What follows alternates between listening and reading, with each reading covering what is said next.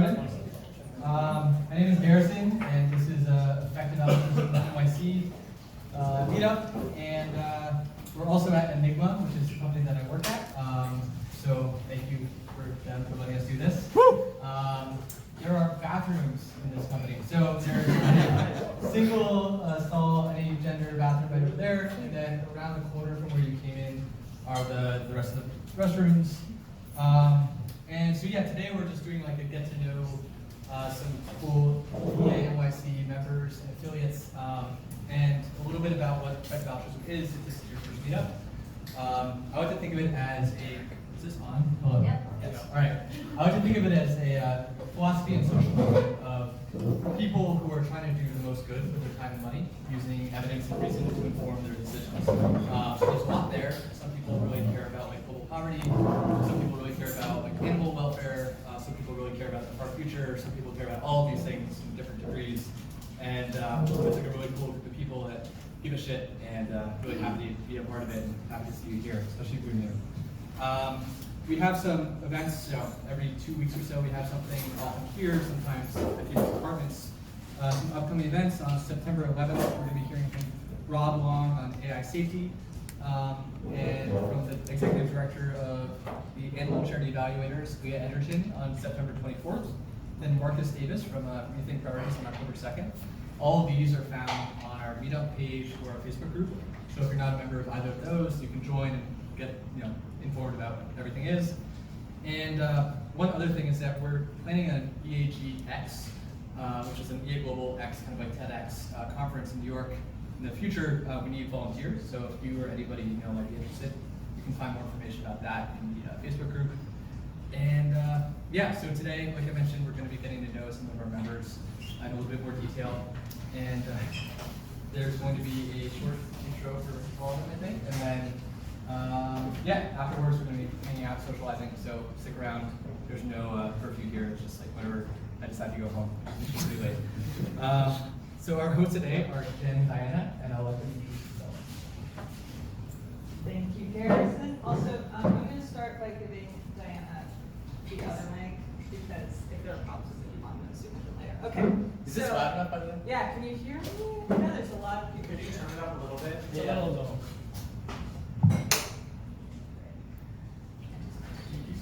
Yeah, I'm talking. Hi.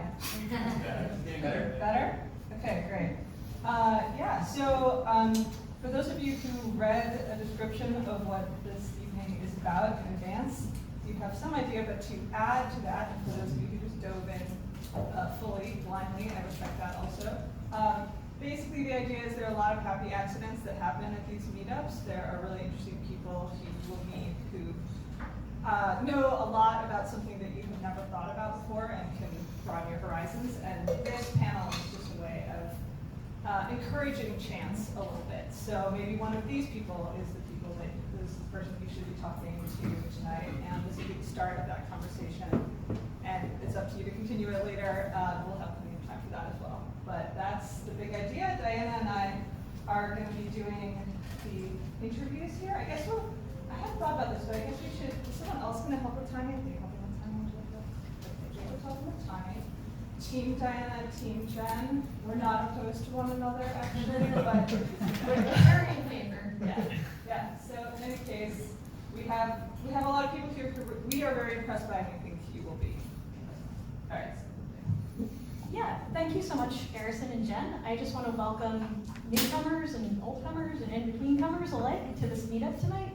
I'm Diana. Thank you so much for coming.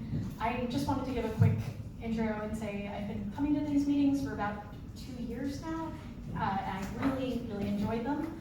I think once you get out of school, probably some of you are still in school of some kind or another, but it can be hard as an adult to find your community or to find new friends, to find new interesting people. It sort of is something that you have to put some effort and intention towards, I find. And these meetups reliably are such a wonderful place. As Jen was saying, there's so many amazing chance encounters you get here, so many fascinating people, and I'm grateful for this opportunity to showcase some of our wonderful community members tonight. So with that, we will start with our first interviewee, Ethan. Thanks so much guys. So, Ethan, can you tell us a little bit about yourself? Like, what do you do when you're not sitting in this chair next to me? Well, I'm an NYU PhD student. I'm studying computer science, specifically AI. I work on natural language processing and AI safety. And I don't know, I'm learning to break dance. Amazing. Wait, how did you decide to do that? Basically, there's like a dance studio in my apartment building that I just moved into. So, given this new space that I didn't have previously to swing my legs around, I'm trying it out. I love it. I feel like effective altruism is also very much about optimizing our opportunities, and it sounds like you're really embracing it. So you were saying you were studying AI. I know that's something that some effective altruists care about. Is it something, does that intersection interest you? Is that something about this community that interests you? Yeah, that's actually how I got involved with EA. I was like working on computer science, machine learning, AI, and then I basically came across this like clickbait article from 80,000 Hours, and it's titled "List of the World's Most Urgent Problems," and I was like, wow, that's very arrogant of them to claim they know the world's most urgent problems. So I had to click on it, and lo and behold, at the very top is AI safety. So I was like, maybe I should like think more about the safety stuff. So yeah, and then I read like Nick Bostrom's Superintelligence after that. Could you, I'm not even sure I precisely know that much about AI safety. Could you just talk a little bit more, like what does safety have to do with AI? Could you just talk a little bit about that? Yeah, so I guess when people say AI safety, they're generally referring to long-term risks from AI. A lot of those are like existential risks. Like AI could cause some like permanent damage to the human race, or like even just sort of be in a place that we can't have that much control over AI, or it's doing things that aren't very aligned with our values. I think you can kind of see a glimpse of this in like Newsfeed, for example, has this problem where ideally Facebook would just optimize the metric for Facebook user satisfaction, but that doesn't exist, and it's like very difficult to optimize that because it's very vague and involves like moral preferences and stuff like that. So instead, what they do is optimize like how long you spend on their platform, or how many likes you give to users, and that leads to some basically like that like people spend like too much time on Facebook, and then it has adverse effects on like mental health and stuff like that. So that's just like one example of how in the short term it's a problem, and then in the long term you can imagine like what's an easy thing to optimize? Profit. So companies just give some AI algorithm like free reign to just make decisions, company decisions, and optimize profit, and then you can see how that could go wrong, where it's making decisions that if a human were to like closely examine them, they would be sort of morally problematic or something like that. Okay, thank you for explaining that. I've got to say that sounds fascinating and very important. So I'm glad that there are people like you and you working on that. Okay, so I'm also wondering, Ethan, just to sort of bring it back to effective altruism, if you could talk a little bit more about your experience of coming to this meeting, because I'm a regular, and I know you're a regular too, because I see you here a lot. Could you talk a little bit more about what it's been like for you to be part of this community, and maybe a bit about other things maybe you've encountered here, or other ideas that you find interesting, probably, just to give people a bit more of a sense of what lights you up inside and what you're excited by? I like how philosophical people in EA are. Yeah, there's just like a lot of like actual philosophers and like people who think about like important questions. Like, yeah, I think that's just rooted in EA's culture as well. So I think I have more of those like interesting conversations here than like an average conversation. So. Cool. And do you feel like there's maybe anything particular particularly about your perspective that is different that you bring to this space? Yeah, I think a lot more about philosophy of religion than the average EA. I grew up Christian and was like devoutly Christian until maybe like recently, where now I'm like agnostic and like very uncertain, but I still place like sizable credence on theism and Christianity, and that probably is what sets me apart from like other EAs, where I think like philosophy of religion is like an important cause area, that like these are like important questions that there's a sizable number of like philosophers of religion who are theists and philosophers who aren't theists, and like your answers to questions about religion really affect like all your other moral views. So I think like answering those questions is like a very important problem, and in the very long term, that's like part of my interest in AI. Is I think that machine learning models that can read text can read just way more text than humans can. Like right now, models can learn like French in like 3 hours, and that would take me like 3 years or something. So long term, I think there's like a lot of potential in AI to just like assist philosophy, or even like do philosophy like a very long time away. Very cool. And one more, okay. And do you feel like any of the ideas or experiences that you have encountered or thought about here, you've brought back to discuss with, I don't know, maybe other people in your internship now or in your academic program? Does this space exist for you in any sense outside of these rooms?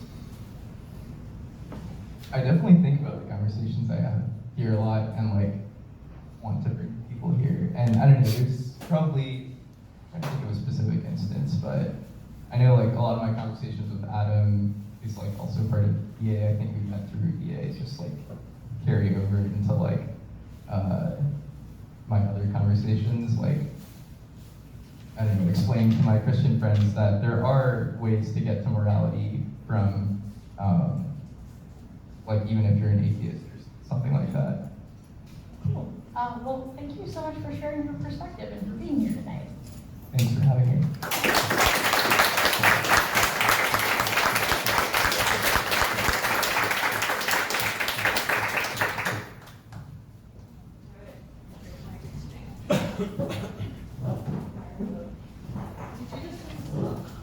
Oh, yeah, I just didn't want to interrupt that. Something. Hello. Yes. Yes. Are you lost? Yeah. Yeah. All right. You know what I'm talking to. Yeah. I know. Hello. How are you? I'm good. How are you? Good. I'm so glad you're here. I feel very fortunate to have met you. I would like to start by asking you how far back your commitment to knowledge of EA stuff goes. I have a sense that it goes pretty far back, but remind me. Yeah, so I got into effective altruism from an interest in global development and poverty alleviation. So I started out in high school getting interested with an organization called Engineers Without Borders, building, it's kind of modeled similarly to Doctors Without Borders, where it's professionals from 12 countries who volunteer their skills to help people improve a lower quality of life. And so that was something that I was really excited about even just in high school, and then in college immediately sought out and got really involved in a water project in Cameroon and leadership in our Engineers Without Borders organization, and met my husband Chris that way, and was just really passionate about trying to help people and use my technical skill set to benefit people. But through that process, I got exposed to other ideas of like critiques of global development and aid projects that don't go well and aren't effective, and that kind of got me down the path of looking critically at attempts to be philanthropic, which at some point led me stumbling across effective altruism. So effective altruism is something that I've gotten into more post-college after I was kind of burnt out from Engineers Without Borders, and just reflecting back on it, it's like, oh, we didn't spend our money very effectively. Maybe this wasn't the best way to try to help people. Right. Yeah. But that sort of problem-solving mindset years, something you realized you could keep with you? Absolutely. Okay, so you have this engineering training. You could take that in a lot of different directions, clearly. You chose to go into public service. Tell me about how you made that decision. How did you come to that? Yeah, so I started out as an environmental engineer with the lofty goal of cleaning up pollution. I was like, literally I wanted to clean up pollution, I'm gonna learn how to do that.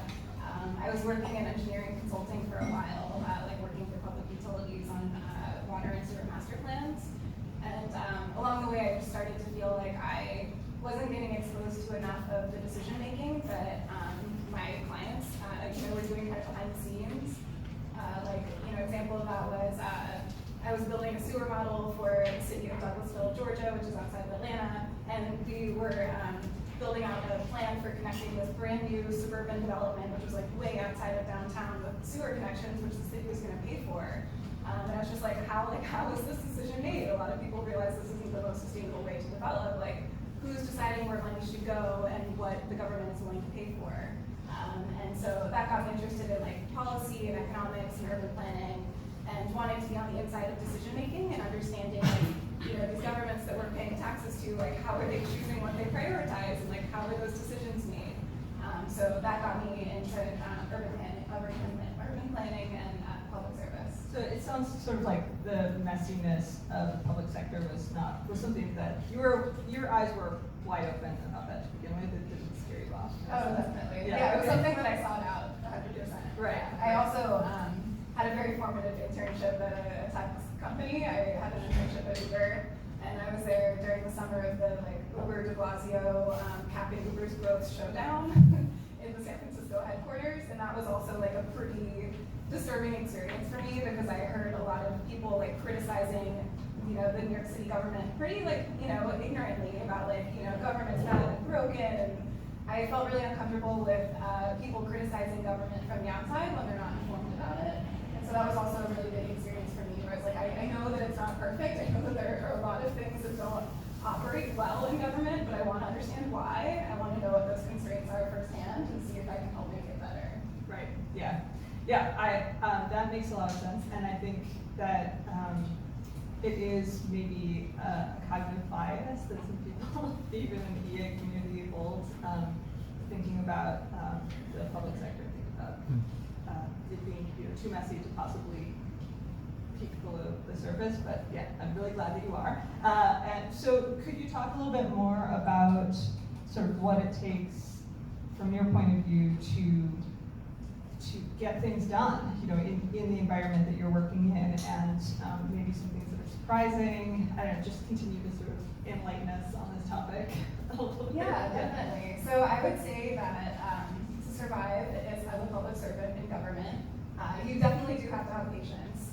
You have to have patience, and you have to have people skills and be willing to kind of meet people where they're at and understand that they've been used to a certain way of working for a long time, and that they have really good intentions too, but they're just they're in a different mindset, and you have to kind of figure out where people are coming from. So those people skills and patience are really important. But beyond that, the same kind of analytical mindset that I think draws a lot of people to government is totally necessary, or draws people to effective altruism is absolutely necessary in government too, where if you're a really critical thinker and you're a good problem solver and you like looking at problems and trying to figure out how to solve them and identifying inefficiencies, there's a lot of need for that in public service. We have a lot of really talented analysts who are doing incredible research on real problems, trying to make the city of New York better. I think that same mindset that a lot of people in this room have is totally applicable in government. Great. So even though I have kind of an axe to grind in this regard, and thank you for saying all the things you just said, you don't have to also only be an evangelist for it. If you would like to share a horror story or two. I definitely have horror stories. I do. But I'm still optimistic about government. I find it endlessly fascinating. I don't think that I'm going to stay in government forever. I think I'm kind of maybe reaching a point where I'm looking for some change again. But yeah, I mean, like there are some kind of like really intractable problems that you'll experience that you can't fix, and you just have to kind of like compartmentalize that of like, okay, like I can't fix that, but I can like, you know, fix this other thing, so I'm just gonna put a lot of energy into that. I'm happy to share like more detailed horror stories after this. Okay, so speaking of your appetite for something new, so what sorts of new adventures are you considering next? Yeah, so I'm still really interested in international development.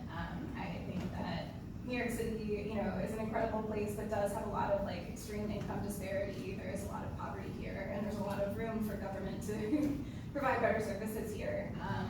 But at the end of the day, I'm still really interested in working in developing cities and trying to help people who have a, you know, like objectively much lower standard of living. So I'm interested in probably moving to Africa. Chris and I are currently figuring that out. But I'd be interested in doing work that's really similar to what I'm doing now. Right now I'm at the Department of City Planning on a technology team. We build civic technology products like interactive maps and data explorers and applications that help share information with the public to inform decision making, and with researchers, other city agencies, just better informing decision making. So I'd be really interested in doing something similar in a place where there's a lot less data available. Yeah, I think I'd be interested in working for some kind of like nonprofit that does research and would want to make their research findings more interactive and engaging, or like getting involved in kind of like community mapping and data collection projects, those types of like civic technology efforts. Cool, great. Yeah, I think we're time there, but thank you. Yeah, that's great.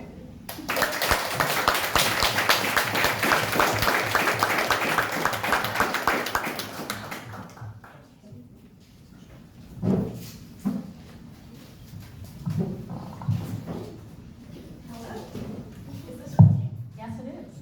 Hey. Hey. Jay, thanks for being here. So, if I recall, this is your second time being featured in one of these events, is that right? It is, in fact, a popular guest.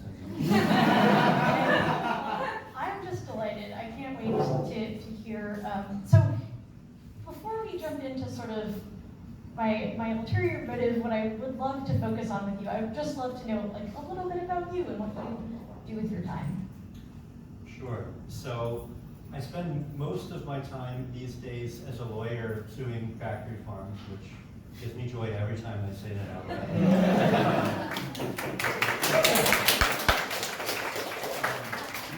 We are suing a lot of the largest animal abusers on earth, like including a lot of companies you may be aware of, like Tyson Foods. We just filed a lawsuit against a couple weeks ago. The short version of our work is it's all false advertising litigation. You have all these companies that say they're natural and humane and sustainable, but they're all lying, so then we sue them. And we sue the Ben & Jerry's and Pilgrim's Pride, and a lot of other big players in that area. And then I play Civilization.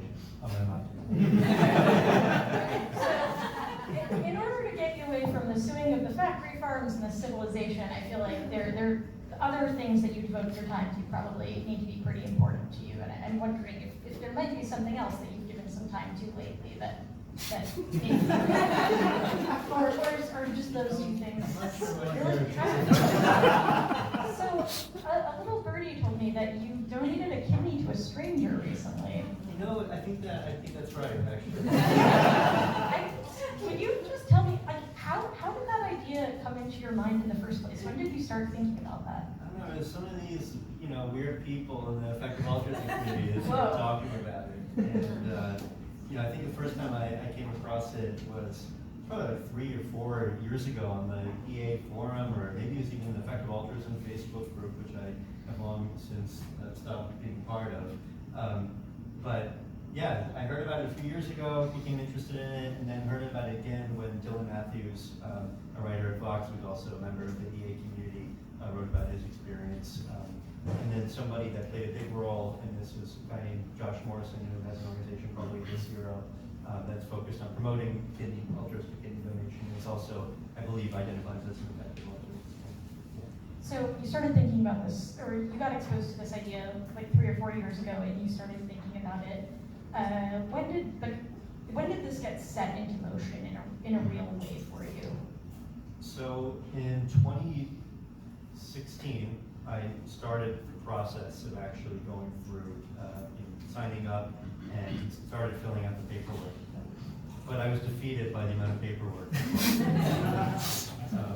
is kind of sad reality of, at least my experience. I don't know if that would be a deterrent for most people that are committed enough to give away a kidney, but it was for me. And so I actually didn't pick up the thread again until I think 2 years later, so fall 2018. I think maybe Dylan posted another piece about it, and I recommitted myself to doing it and picked up where I left off. Okay, so I hear you on you got exposed to this idea from different sources, it certainly inspires me to hear your story and to hear of other people doing this. I'm wondering if you could dig in a little bit more into your motivations, or what particularly got you to think that this would be a good idea and something that you really wanted to act on.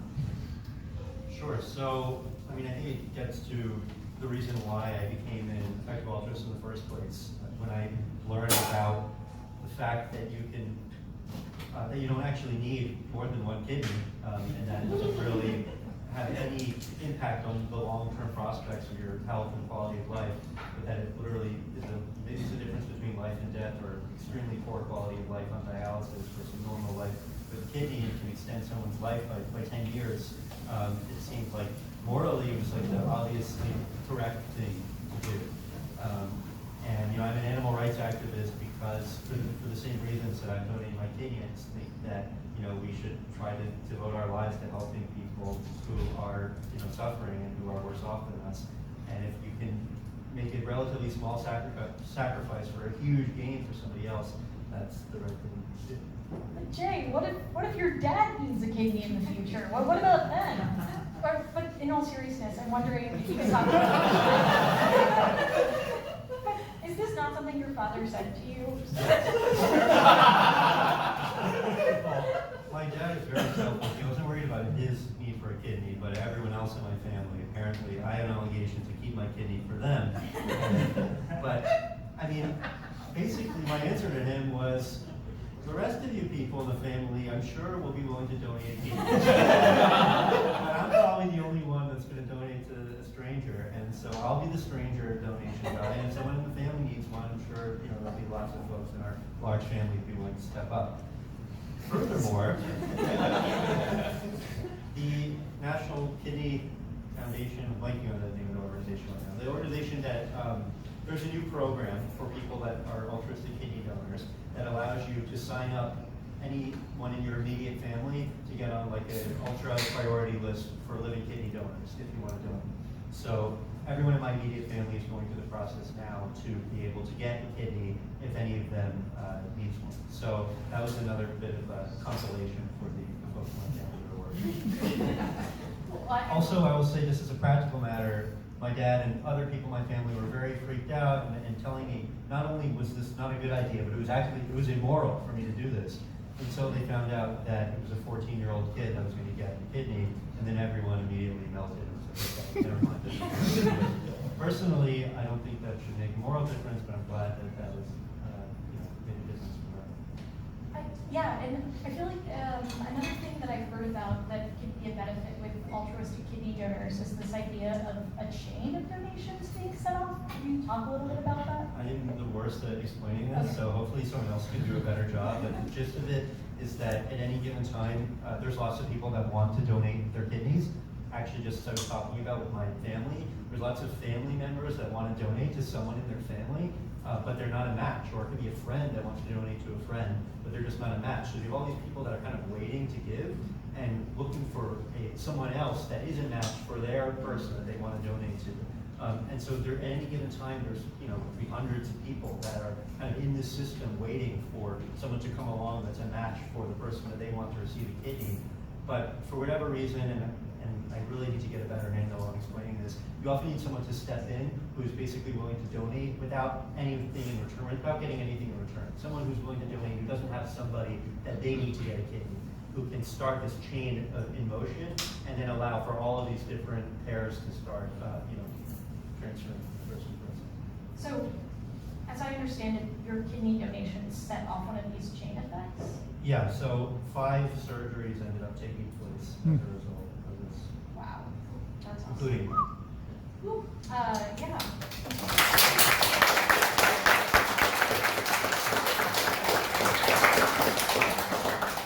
Another thing that I'd love to get your perspective on is, do you feel like there are benefits to this beyond the recipient getting a kidney? Like, do you see this having other positive effects? Yeah, I mean, I'm just really excited to have like the best answer ever when people ask me why I don't care about human beings as an animal rights activist. It's like, how many kidneys do you have? I haven't been able to really deploy that yet, but I'll keep you all posted. So thank you so much, Jay.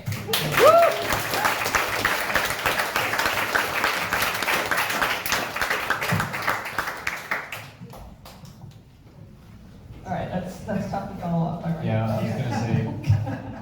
But stay strong. Okay. Well, okay. So one of the things that needs to happen on a panel like this is also that we acknowledge that everyone is not at the pinnacle of their contribution to humanity, but they're climbing. They're on their way. That is correct. Yeah. You are one of those people. I am actively climbing towards making a huge impact on the specific problem of climate change, which is not the most sought after problem within EA according to the frameworks that are popular.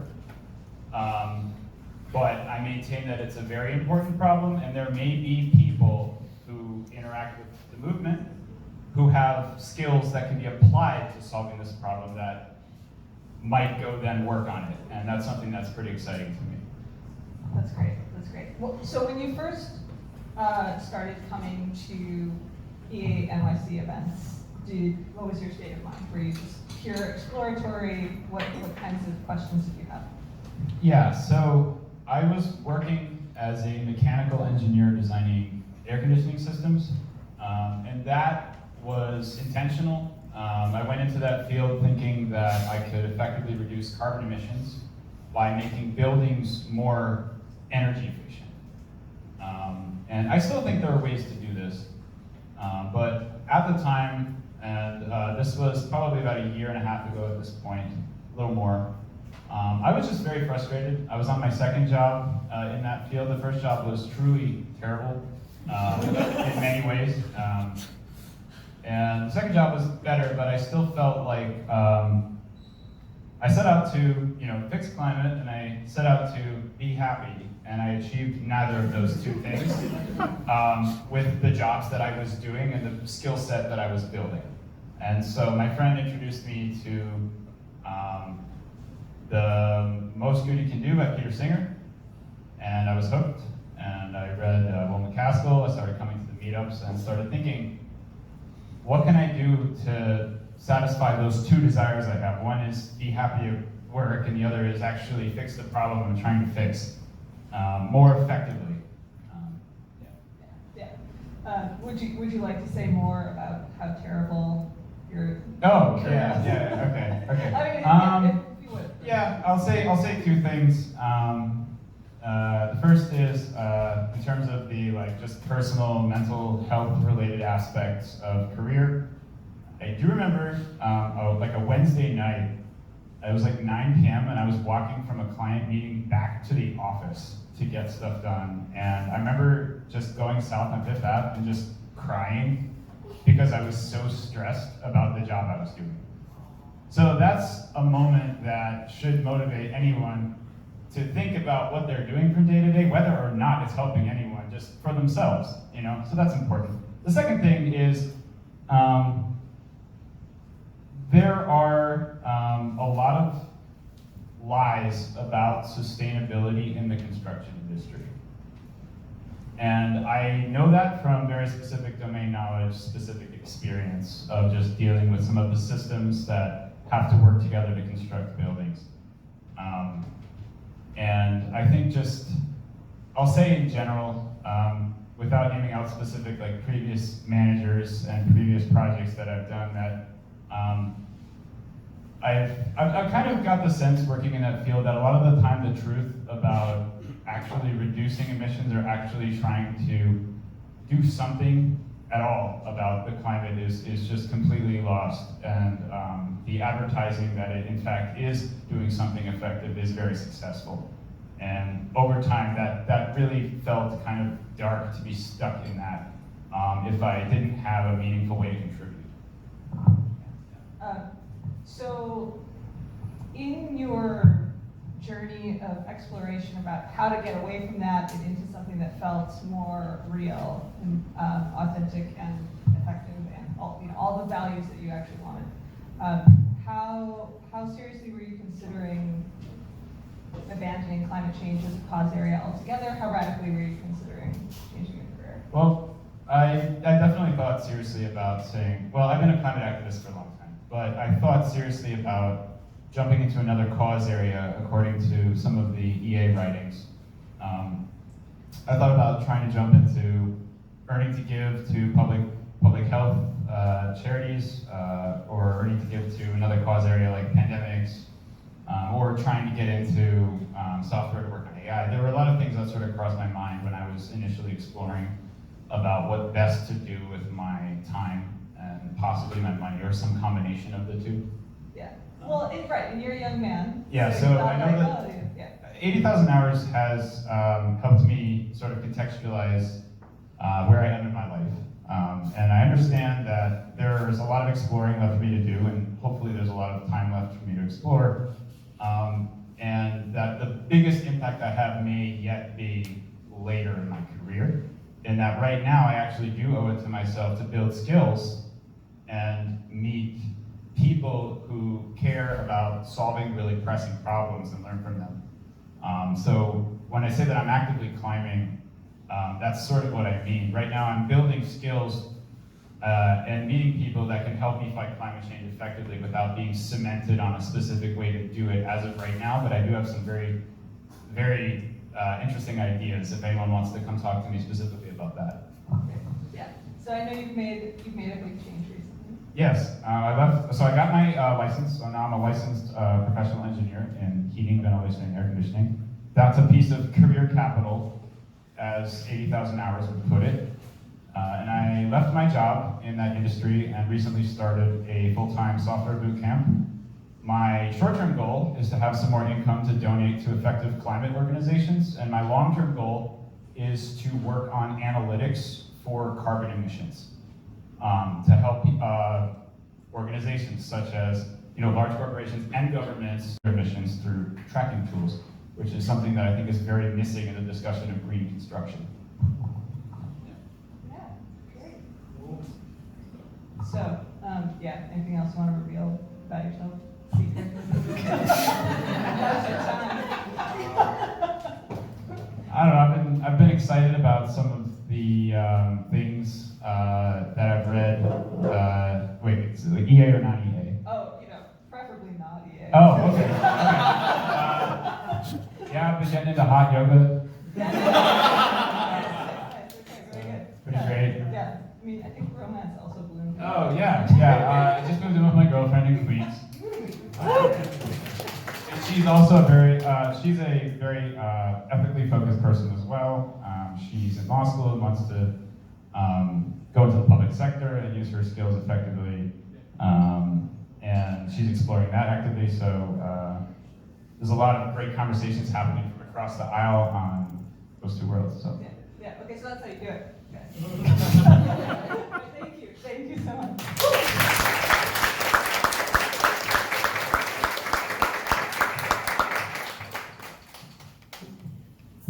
All right. Last but not least, hello, stranger. Hey, how's it going? Hey, so Chris, thanks for being here. Yeah, it's a real honor to be on the same panel of all these amazing people right here who I've just met and getting to learn. Yeah, totally. So, full disclosure, Chris and I have both worked for the Humane League. We've worked for the same organization, but the difference is my job is to brag about what Chris does, the impressive things, and Chris does the impressive things. So we're in the right positions here. Chris, I'm wondering, can you tell me a little bit more about your job at the Humane League, which I would consider an EA-aligned organization?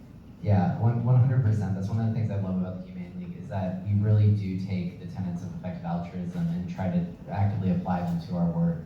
I'm actually here on a work trip right now. I'm here with Maitland Healy and Alex Wolf, who are our New York City and DC grassroots organizers. So very excited for them. If you haven't met Alex, she's going to be around. You'll definitely see her. And if you're in DC, hang out with Maitland. She'll be happy to chat with you. Yeah, and I work as a regional organizing manager with the Humane League, but in the past I've worked as the California campaign manager on the Yes on Proposition 12 campaign, which was a ballot measure that helped end extreme animal confinement in the state of California, and then I worked as a field organizer in Boston for the Yes on 3 campaign. Both campaigns helped ban some of the cruelest factory farming practices in the states of California and Massachusetts, and have had ripple effects in states like Oregon and Washington recently passed laws to ban the use of cages that confine hens for eggs. Oh, wow, okay. Thank you for explaining that, Chris. It's very interesting and impressive. I am wondering if, so it sounds like these legislative campaigns have some far-reaching and really positive effects. I'm wondering if you could back up for a second and tell us a little bit more of like what a ballot initiative is, if those are present in all states in the United States, and sort of what that process looks like a little bit more acutely. Totally, yeah, I'm happy to explain this. So actually, just 3 years ago, if you'd asked me what a ballot measure is, I would have had no idea, like straight up. But I've learned a lot over the last 3 years, and a ballot measure is essentially direct democracy. It's a group of people get together, they propose a law to the citizens, and the citizens decide whether or not they want it. It's literally that simple. There's some complications with like signature gathering, because you have to collect enough signatures to get it on the ballot. There's complications with getting it on the ballot and the fundraising, but essentially ballot measures are just direct democracy. And yeah, you're right, not all states have the ballot measure process. So states like California and Massachusetts, they do have the ballot measure process, whereas other states may not. They may have referendums or constitutional amendments to the state's constitution available, or just none of the above. You just have to go through the classic route of lobbying your representatives, which can be incredibly difficult and incredibly complicated when corporate interests get taken into consideration over the citizens' interests. But ballot measures allow the citizens to, really take their voice back over corporate interests. Gotcha. I'm wondering, even in states like Massachusetts and California, where you have this ballot measure and direct democracy as an option, did you find that corporate interests did put up a fight against you? What kinds of opposition did you face in running these campaigns? Oh yeah, big time. Opposition was fighting us pretty much the entire time. For the Yes on 12 campaign, there was one group in particular who was at our kickoff events, protesting even at the very beginning. Like before we even told people about what the measure was, they were already protesting inside the kickoffs. They were so adamant. But they, were just blatantly wrong about the information that they were presenting. They were wrong about the law. They were trying to mislead voters, and we, fact-checked them on every one of their points and provided our information for free to anyone who asked, and were really friendly and polite about it. So we wanted to make sure that citizens really had the right ideas about what these ballot measures were about, which is, making life less terrible for animals.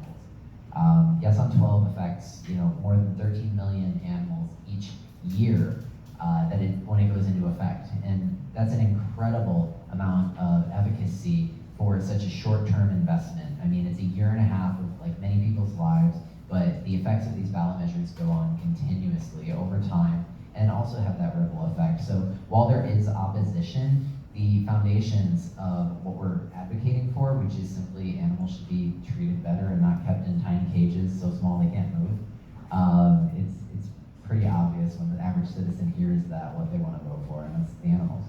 Yeah, it certainly resonates with me, and I feel like whether you eat meat or not, or whatever, you can probably agree that animals on farms deserve more humane treatment. I'm wondering if you could talk a little bit more about what goes into running a successful campaign. So besides gathering signatures and getting it on the ballot, as a campaign manager for this huge ballot initiative, last fall, that was on the ballot last fall. What are, when you're getting close to go time, let's say, like what are things that you actually are doing? Like what's a day in the life like? Totally. So in ballot measures, there's essentially 3 phases. Number 1 is the signature gathering phase, and in that phase, you get everybody you know to sign their name on a piece of paper and submit it to the government. It's pretty much that simple. They have to be registered to vote. They sign their name on the paper saying, yes, I want to make this law available for citizens to vote on this November or whenever the election is. And you submit them. If you get enough signatures, boom. So what a day is signature gathering. It's, hey, quick signature to help animals, saying that 1,000, 10,000 times, in a week, just trying to get as many signatures as possible. And then once you get the signatures, months go by, around August or September, if you're living in the United States, around that time you start getting ready for the get out the vote. That's the next phase of the campaign, which is all the advertising, the information, awareness raising, doing interviews, debates, basically telling everybody you can to vote yes on whatever proposition number. Specifically for California, it was yes on Prop 12. So a day in the life is setting up systems so that that can happen, empowering your volunteers to hold community meetings, going and getting endorsements from major parties like environmental groups like the Sierra Club or various other local groups like Marin Humane Society or the San Diego SPCA or San Diego Humane Society. There's no SPCA in San Diego. Not that anybody cares. But yeah, so it's a lot of awareness raising. And then last phase is election weekend. Just telling everyone, get out the vote. Like, go vote yes on this proposition. Your vote truly matters to millions of animals each year. Just with a simple, filling in of a bubble, you can make such a tremendous impact for all of these animals, and then the ripple effect that it has in society, which we're still seeing the benefits of, and are still coming in as more states and countries are working to adopt similar legislation. Another question I had for you is, how do you see the balance of ballot initiatives versus direct advocacy to legislatures, let's say? Because ballot initiatives seem like they can be highly effective, but they also seem like a lot of work. So I'm wondering if you have any thoughts on the balance there, or how they might work in tandem. Totally. I think that the traditional process of electing a representative and having them, represent the interests of a certain community, I think that process is what is existing. So we need to respect that process and always lobby first. But when they're unwilling to hear what the citizens want, and we have the polling of what they want, and we have people showing up, meeting at the representatives' offices, and still no movement is happening, that's when the ballot measure can be an incredibly effective tool to really give that public show of support. But we need to be respectful of the processes. As I believe Hannah mentioned earlier, these people have been working a certain way a long time in government, and they're expecting a certain process. So we need to be respectful and meet them where they are. But when that fails, ballot measure is an incredible alternative to combat whatever complacency may be happening in that process. Chris, thank you so much for sharing your perspective and for your leadership on this. Thank you. I really appreciate the opportunity to do that.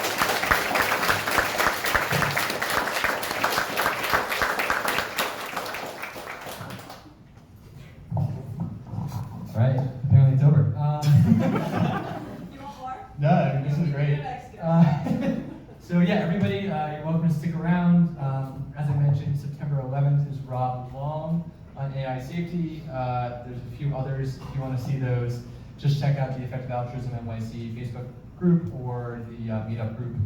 And yeah, stick around. Just ask that when you do leave, just clean up after yourself and hang out.